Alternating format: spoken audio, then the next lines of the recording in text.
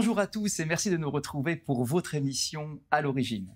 J'ai l'immense privilège aujourd'hui d'être en Israël, directement sur la terre que l'on considère comme étant la Terre Sainte, pour parler d'un sujet exceptionnel, tout aussi important que le lieu du pays, c'est la ville de Jérusalem. Une émission consacrée à Jérusalem pour nous expliquer son origine, ses sources et ce que cela représente exactement dans l'histoire juive, dans la tradition juive et dans l'histoire du peuple d'Israël. Lorsque nous célébrons un mariage, le jeune marié, en brisant un verre, récite un verset du psaume, en nous disant « Si je t'oublie, ô Jérusalem, que ma droite m'oublie ». Et pour parler de Jérusalem aujourd'hui, j'ai le plaisir de recevoir Gilles Pérez. Gilles, bonjour, merci d'être là à nos côtés aujourd'hui. Vous êtes guide touristique, passionné de l'archéologie. Tout à fait. Est-ce que vous pouvez remonter aux sources de Jérusalem ? Quel est le point de départ de cette histoire et de l'importance de la ville de Jérusalem dans la tradition juive ? Il faudrait tout d'abord séparer. Disons, si on veut considérer Jérusalem géographique, sa première appellation, telle que nous pensons la reconnaître, n'est pas Jérusalem ni Yerushalayim, mais c'est Eretz Amoria. La première référence que j'ai en mémoire dans les textes, c'est évidemment lorsque Dieu demande à Abraham de lui offrir son fils. Il l'emmène à un point d'observation suffisamment élevé et il lui montre un endroit en lui disant « Va vers cet endroit ». Et cet endroit s'appelle Eretz Amoria. Nous identifions en archéologie et dans la tradition juive cet endroit-là avec la colline que nous connaîtrons sous le nom de Even Ashtia, la pierre de création du monde, celle qui est derrière les pans du temple de Jérusalem, les différents kotels, les différents murs, et sur cet endroit sera plus tard construit le temple. Alors c'est vrai qu'on peut constater que dans la Bible, dans son ensemble, la ville de Jérusalem, avec son appellation Yerushalayim, est citée plus de 600 fois. Dans la Torah, la ville de Jérusalem est en allusion. Elle est en allusion, ici, tout à fait. La rencontre, depuis la création du monde d'ailleurs, comme vous l'avez dit. Donc peut-être que la rencontre entre Dieu et l'humanité se passe à cet endroit-là, création du monde, Abraham et Isaac qui sacrifient son fils, à cet endroit-là, et puis plus tard le temple. C'est probablement la chose. C'est ce qui expliquerait d'ailleurs ce choix étonnant. Et les images le montreront clairement. Jérusalem est une ville illogique dans son emplacement. Jérusalem n'est pas, comme toutes les villes de l'Antiquité, au sommet d'un endroit élevé, facile à protéger avec un acropole. Elle est au contraire dans une cuvette, comme les psaumes disent, Yerushalayim, Harim, Saviv, la Jérusalem. Les montagnes t'entourent. Cette colline même de Moria, où Abraham emmènera Isaac, nous n'utilisons pas le mot sacrifice, mais plutôt ligation, puisque là-bas, un lien se fait, mais il n'y a pas, et heureusement, de sacrifice. Cette colline est extrêmement basse par rapport aux collines environnantes qui sont le mont Scopus, le mont des Oliviers, la colline du Mauvais Conseil, ce qu'on appelle aujourd'hui Armon-Hanetzil. Et donc, il s'agit d'un endroit qui a été choisi pour des raisons mystiques et qui ne correspond en rien à la géographie sécuritaire, à la géopolitique de base. On n'a pas de rivières qui permettent de circulation commerciale de bateaux, on n'a pas de route importante, et donc Jérusalem devient la capitale d'une région dont la route principale est ici, à nos pieds. Regardez derrière ces beaux studios, la Via Maris, la voie côtière du croissant fertile. Donc Jérusalem est choisie pour des raisons religieuses dans un emplacement illogique et quasi indéfendable. Alors, dans le texte de la Torah, à la fin de la Torah, la ville de Jérusalem est encore une fois cachée, puisque à chaque fois que Dieu parle d'un lieu de rencontre et de sacrifice qui serait proposé et offert à Dieu, à chaque fois on nous dit « à l'endroit que je te désignerai ». Exactement. On ne le dit pas explicitement, mais pourtant c'est dans une sorte de mémoriel du peuple d'Israël. Tout à fait. La Jérusalem qui porte la spiritualité n'est pas trop matérialisée. Il est possible, par exemple, que dans l'histoire de Bethel, avec Jacob, l'endroit qui s'appelle Luz, et donc qui fait référence au soleil, c'est peut-être Jérusalem. On a aujourd'hui, évidemment, notre terrain à nous est un terrain qui est dans un triangle assez curieux. La Torah, l'archéologie et l'histoire. Et le tout, c'est de trouver l'harmonie entre les trois. Ça veut dire d'être en accord. Il n'est pas question d'utiliser l'archéologie pour prouver le texte.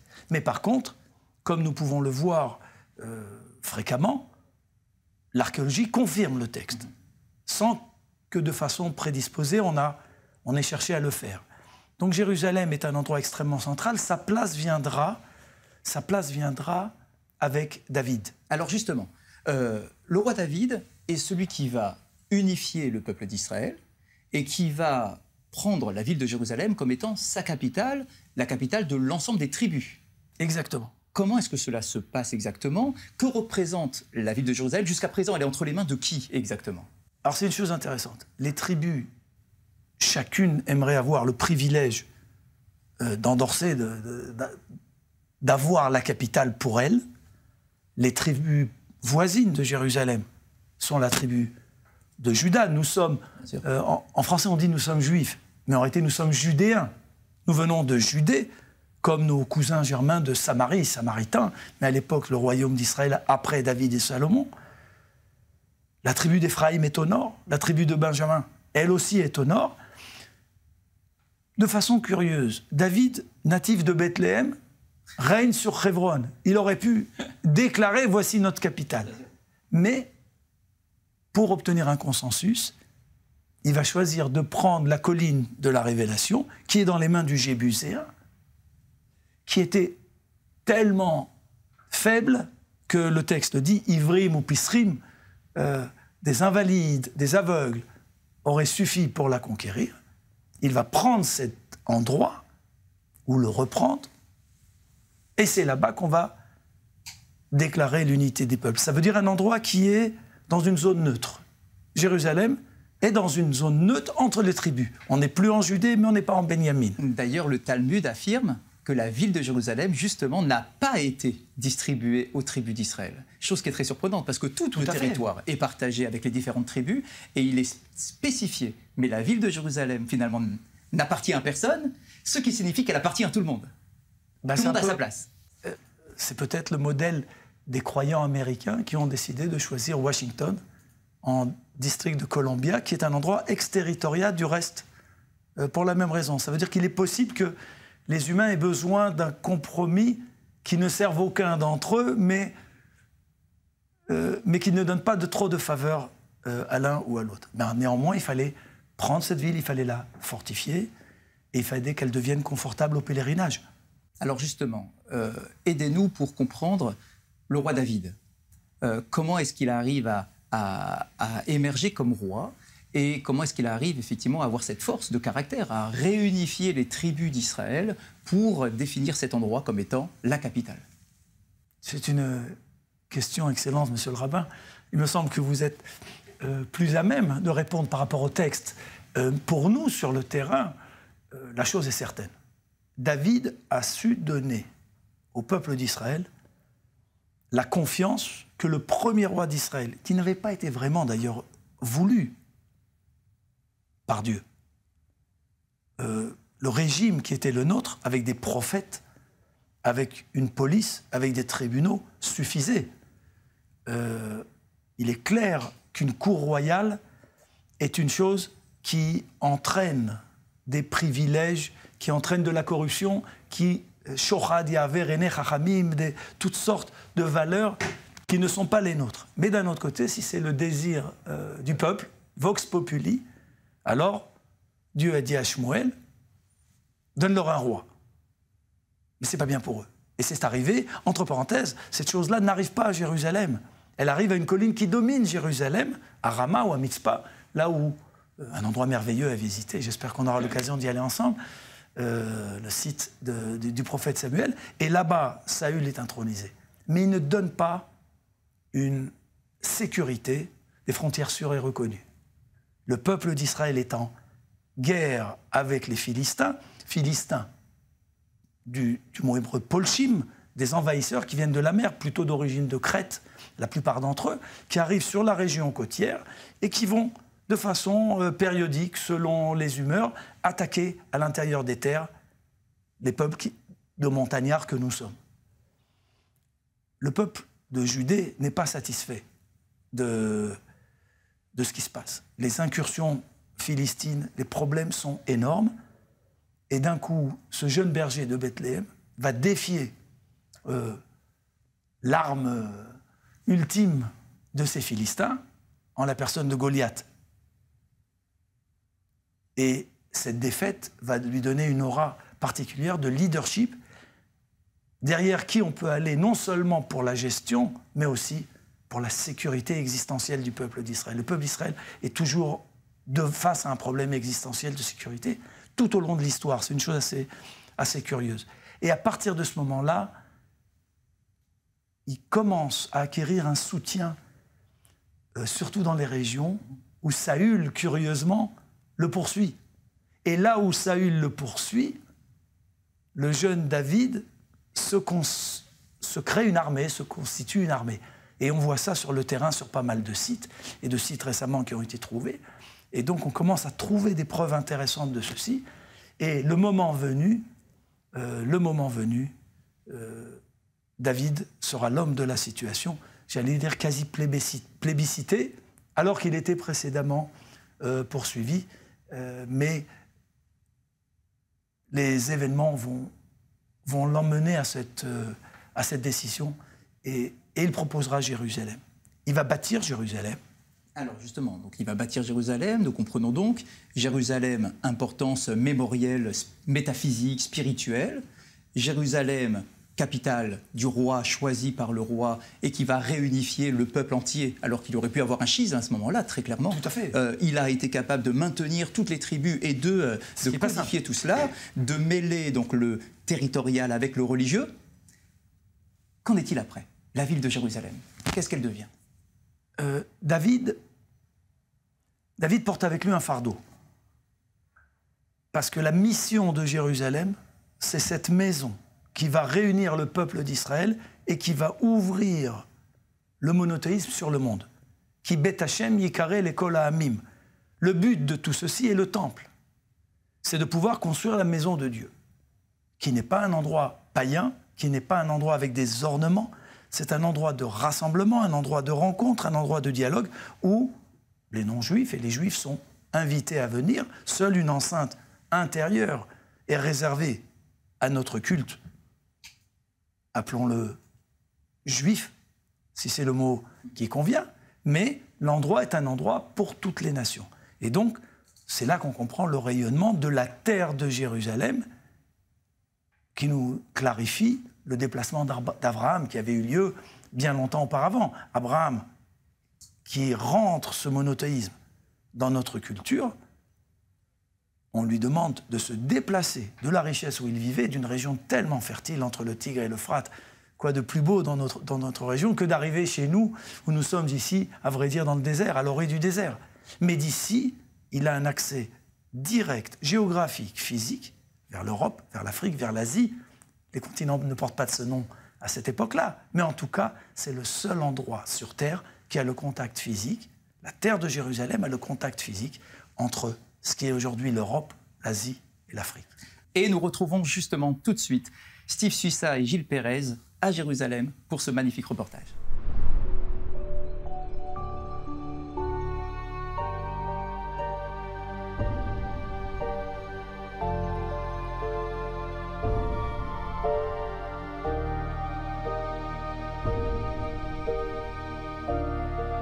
Bonjour à toutes et à tous.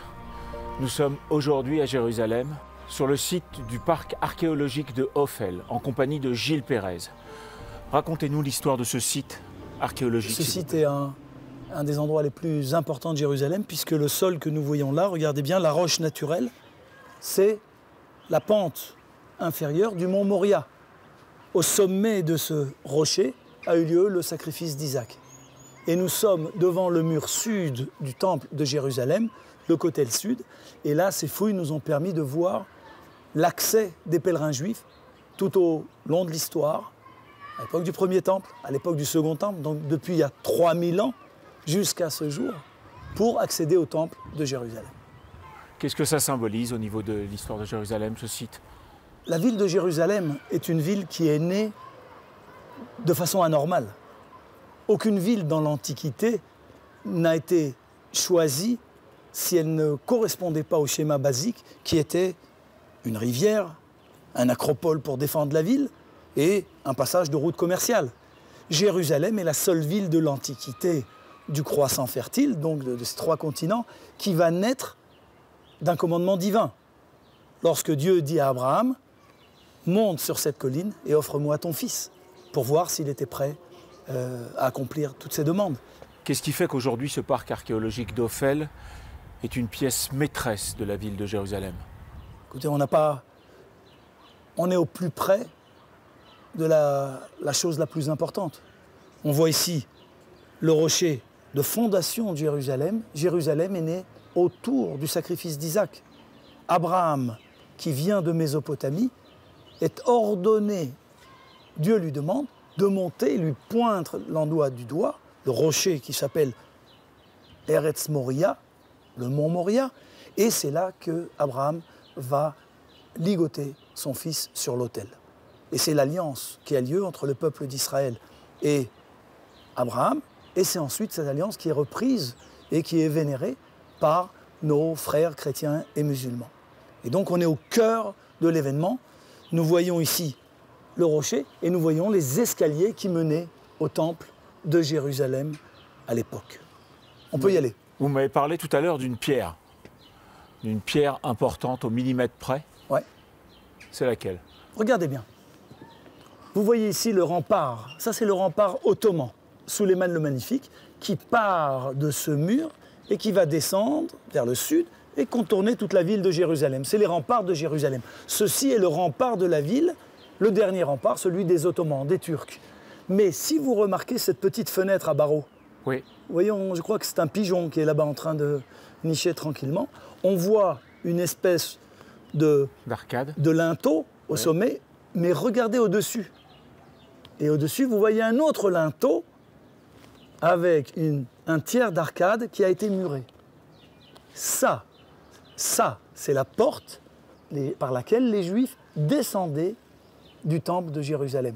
L'endroit était un endroit qui était visité et pèleriné par beaucoup de monde, et en conséquence, nos maîtres avaient fixé que l'accès se fait par les portes qui sont là-bas. Je vous invite à aller les voir, et la descente se faisait par ici.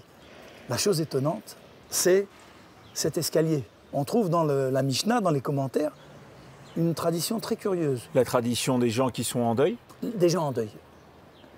Je vois qu'elle vous tient à cœur, c'est une tradition qui est curieuse, mais on la comprend. Les gens en deuil, dans l'année de deuil, quand ils venaient en pèlerinage à Jérusalem, étaient contraints, ou on leur proposait, de rentrer dans le temple par l'escalier de la sortie. Il y avait une raison à ça. Laquelle? Quand on est en deuil, on peut être affecté d'un regard indifférent de gens qu'on connaît, qu'on croise, et qui ne viennent pas nous soutenir. On se sent... la personne en deuil, souvent, le monde s'est écroulé pour lui. Mais le monde, lui, tourne. Et donc, pour éviter cette chose-là, les rabbins avaient imposé ce contre-courant pour que chacun qui croise cette personne sache qu'il a affaire à quelqu'un en deuil et donc qu'il lui présente ses condoléances. J'ai retrouvé cette tradition en Europe, elle a été reprise chez les chrétiens. J'ai remarqué dans certains endroits qu'on mettait un petit bandeau noir ou un petit ruban noir qu'on porte avec soi dans la rue dans la première année. Cette chose-là permet aux autres de savoir que tu es en deuil et te présente les condoléances. Toute l'idée, l'affaire ici, elle est sociale. On parle d'une vie communautaire. Et c'est ça Jérusalem. Le peuple juif vient se rencontrer à Jérusalem. Ils arrivent d'Alexandrie, ils arrivent d'Asie mineure, ils arrivent des provinces de Galilée, du Negev. Et ici, les gens se retrouvent. Mais ce qui est important, c'est le soutien des uns avec les autres. Et là, c'est la fusion, entre guillemets, avec ce parc archéologique collé au Kotel, de la religion et de l'histoire? Oui. Nous n'utilisons pas le terme religion, à vrai dire, puisqu'en fin de compte, on ne peut pas séparer. Il n'y a pas de séparation réelle entre la tradition et l'activité journalière, et la vie journalière. Le juif est accompagné par sa foi tout au long de sa journée. Il n'y a pas cette dichotomie que nous retrouverons chez nos frères chrétiens entre religion et vie journalière. Oui, mais on est d'accord quand même que derrière ce parc archéologique, qui a un symbole très fort, puisque la pierre fondatrice de Jérusalem est là, on a juste derrière des gens qui prient et qui sont religieux. Bien sûr, bien sûr. Venez, je vous propose qu'on aille voir de plus près. Très bien.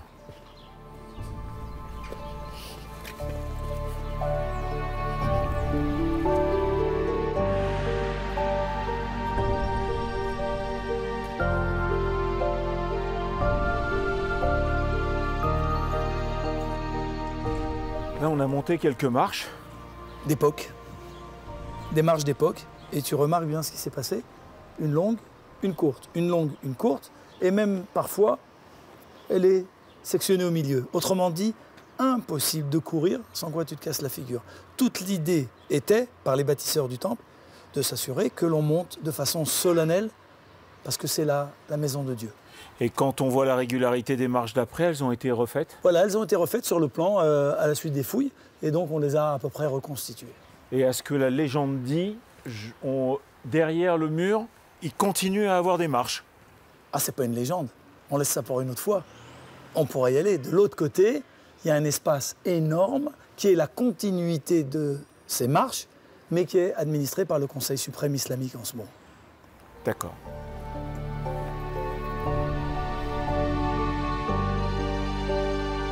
Voilà, et donc là on est à la hauteur, jusqu'ici ce sont les pierres originales du temple avant la destruction romaine, donc de Titus.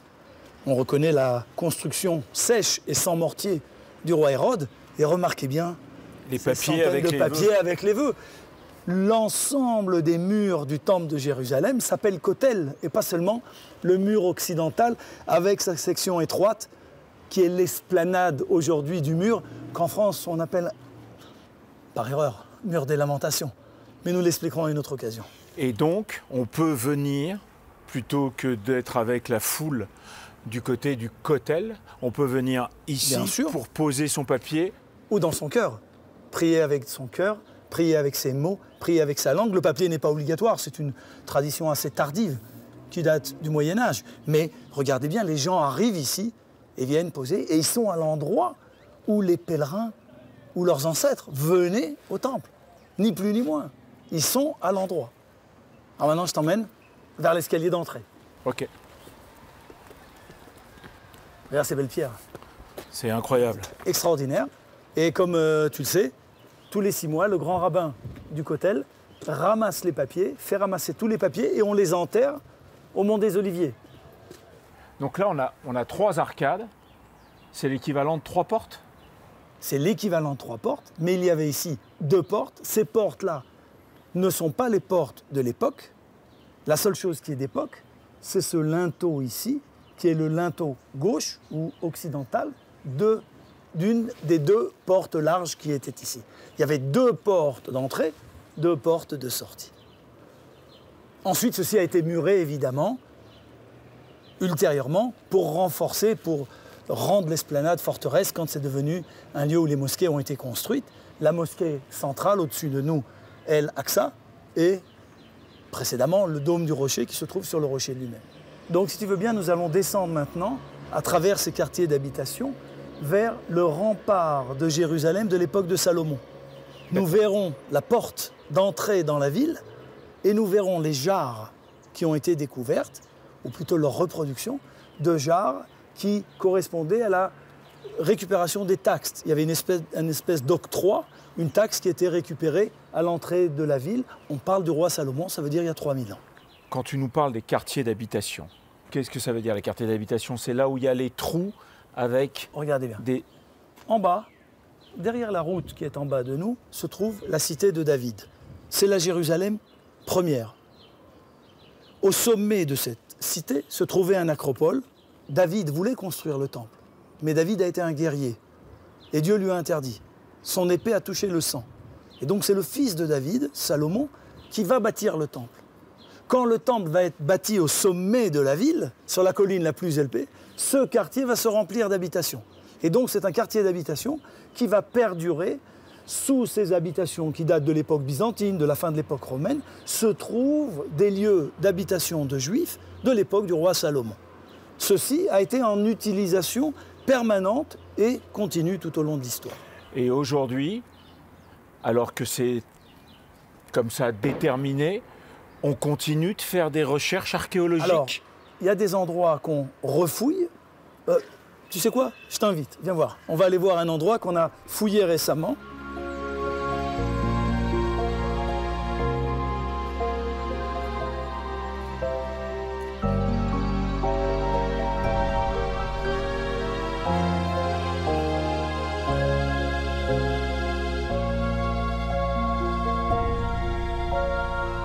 Voilà, alors là on est arrivé à la partie fascinante qui vient d'être découverte récemment, il y a une dizaine d'années, par la petite fille du professeur Mazar, de Benjamin Mazar, c'est le rempart du roi Salomon.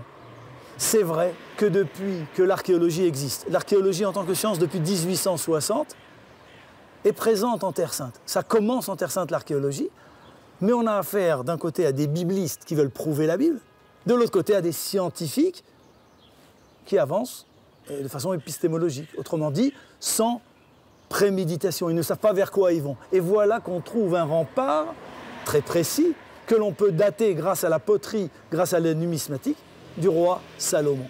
De l'autre côté, nous voyons ici la porte d'entrée. Regarde la structure très particulière de ces pierres, un mur renforcé, une triple porte par lesquelles entraient les visiteurs à Jérusalem.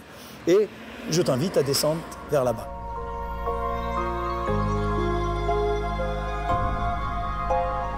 Donc là, on a ce qu'on appelle un mikvé, c'est-à-dire un bain de pureté, pour ceux qui ne savent pas Voilà, ce que c'est. un bain de purification. Exactement.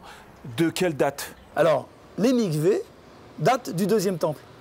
Quand il y avait le premier temple ici, les Juifs se trempaient, se purifiaient par l'eau, dans des bassins naturels, dans des citernes d'eau. Ensuite, ceci a été codifié par les rabbins, et on arrive ici, là on voit parfaitement les 7 marches d'escalier, et le mikvé lui-même de purification. Là, on est en hiver, et donc tu vois qu'il s'est rempli de pluie il y a quelques jours. Il faut de l'eau pure et de l'eau... Essentiellement de l'eau de pluie. Voilà. Et donc, on l'a in situ et en l'état. Incroyable. Et une très belle surprise qu'on a retrouvée, si tu veux bien, vers l'autre, sur la partie est.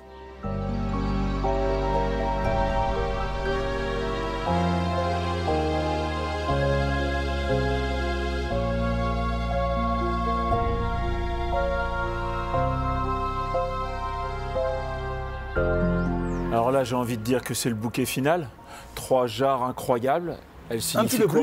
Un petit peu plus. Quelques-unes qui sont là-bas aussi. Ouais. Regarde bien, mais ce qui est intéressant, c'est qu'on voit le sceau royal qui nous montre qu'il s'agit de taxes qui ont été récupérées par le régime de l'époque. Ce complexe-là est un complexe qui a été détruit en l'an 586 avec la destruction babylonienne. Et donc, de façon évidente, regardez la quantité de trésors qu'on a là, on est dans un bâtiment officiel, peut-être le ministère des Finances de l'époque d'un roi juste avant la destruction de Jérusalem et de l'exode de Babylone. Incroyable, ouais. Incroyable. Merci Gilles Pérez. Merci de nous avoir montré ce site archéologique d'Ophel au cœur de Jérusalem, collé au kotel, au mur sacré de Jérusalem. Toutes ces trouvailles, toutes ces recherches archéologiques qui ne cessent de progresser, qui ne cessent de s'approfondir. Merci à tous de nous avoir suivis et à très bientôt.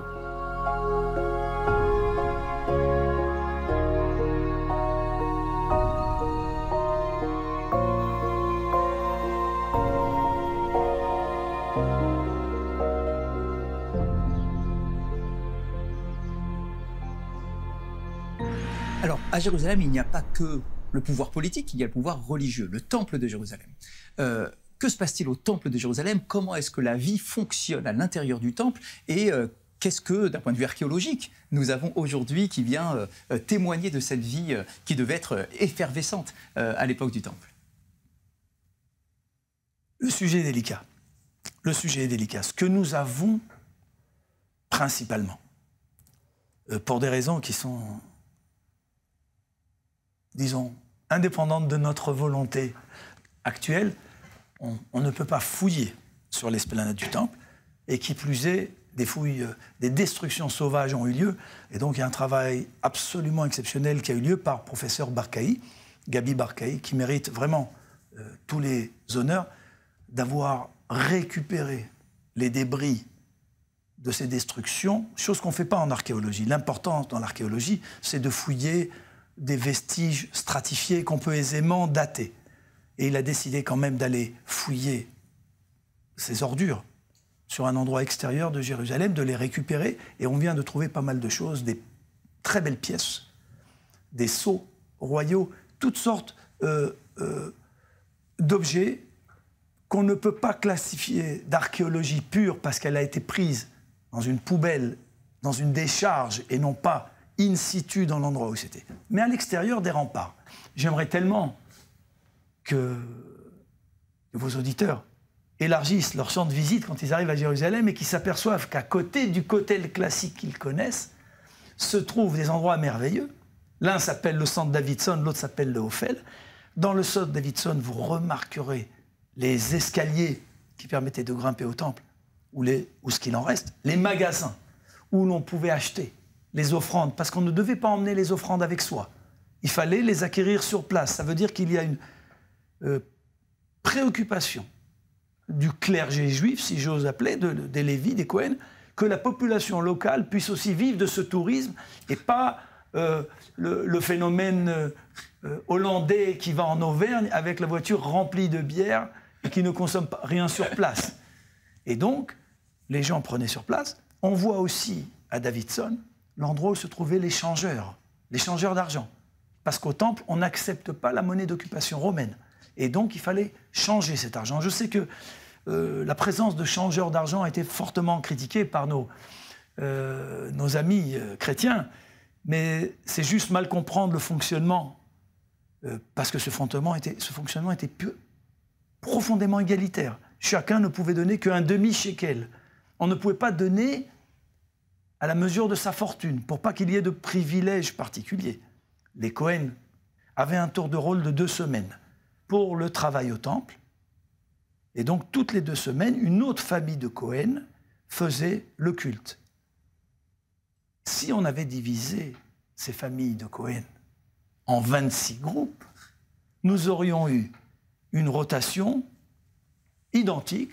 Tous les ans, les mêmes Cohen auraient reçu le gros pèlerinage qui dépense beaucoup avant Pessah, et une autre famille serait tombée sur l'hiver dur et froid et neigeux.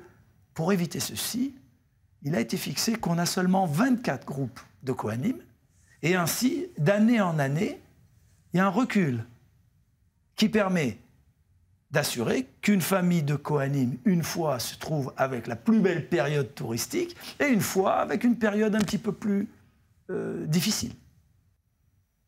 Le temple va être détruit. Il va être détruit une première fois par les Babyloniens, il va être détruit une seconde fois par les Romains. Est-ce que nous avons le tracé, la traçabilité de ce qui nous reste aujourd'hui de Jérusalem avec le Kotel et jusqu'à aujourd'hui, je poserai même la question, pendant les guerres d'indépendance d'Israël par exemple, que devient ce Kotel? Comment est-ce que les Juifs y ont accès ou pas pendant toute cette période? C'est une excellente question. D'abord, on a cette traçabilité, on a fouillé autour du Kotel. Ces 2 parcs archéologiques que je mentionne ont été fouillés à plusieurs reprises sous la direction de très très grands maîtres en archéologie, et on retrouve le vestige des remparts de l'époque. Quand vous descendez dans le parc Davidson, ça veut dire dans le sud du Kotel, vous retrouvez toutes les pierres qui ont été poussées des remparts du temple, jetées dans la vallée. Je m'explique. Les Romains, probablement, au fait qu'à l'époque helléniste, les Séleucides avaient pillé le temple de Jérusalem, nous avons remis 8 jours à le remettre en marche. C'est le miracle de Hanouka. Ils ont dit, ces Juifs sont résilients. Il faut faire quelque chose de plus sérieux pour être certain qu'ils ne reviennent pas. Et donc, quand les Romains veulent nous remettre au chapitre de Hanouka, cette fois-ci, ils vont pousser les remparts du temple. Et quand vous allez à Davidson, ça veut dire à 1 minute 30 du Kotel que vous connaissez habituellement, vous voyez les pierres poussées par les Romains, et ça c'est une chose profondément émouvante. Quelle est la chose la plus impressionnante que de voir de jeunes étudiants ou de jeunes soldats prêter serment à quelques mètres de l'endroit où le désastre est arrivé 2 fois. Dans des époques plus récentes, on a perdu la vieille ville en 1948, comme vous le savez. L'armée transjordanienne, la Transjordanie qui avait été créée sur nos terres de la déclaration Balfour, la Transjordanie devenue un État autonome, avec un roi, va conquérir la Cisjordanie, qu'elle va étendre jusqu'à la vieille ville de Jérusalem. Et donc la vieille ville va tomber aux mains de l'armée jordanienne. Et à ce moment-là, nous n'avons plus accès. La population juive qui a survécu à ceci va être prise prisonnière. Les synagogues vont être totalement détruites. On ne peut plus accéder au Kotel. Et quand je dis au Kotel, rappelez-vous toujours, c'est au pluriel et pas seulement au singulier. On ne peut plus accéder à cet endroit-là.